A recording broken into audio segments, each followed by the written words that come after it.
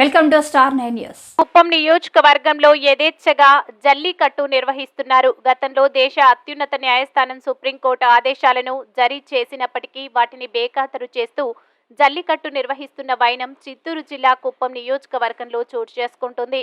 రామకుప్పం మండలంలో మద్దనపల్లి గ్రామంలో అనుమతులు లేకుండా అధికార పార్టీ నాయకులు అండదండలతో జల్లికట్టు నిర్వహిస్తున్నారు. సదరు జల్లికట్టు నిర్వాహకులు అయితే ఇదిలా ఉంటే మరోపక్క అనుమతులు లేకుండా జల్లికట్టు నిర్వహిస్తున్న పోలీసులు కూడా ప్రేక్షక పాత్ర వహిస్తున్నారు. ఈ జల్లికట్టును వీక్షించడానికి పెద్ద సంఖ్యలో ప్రజలు తరలివస్తున్నారు.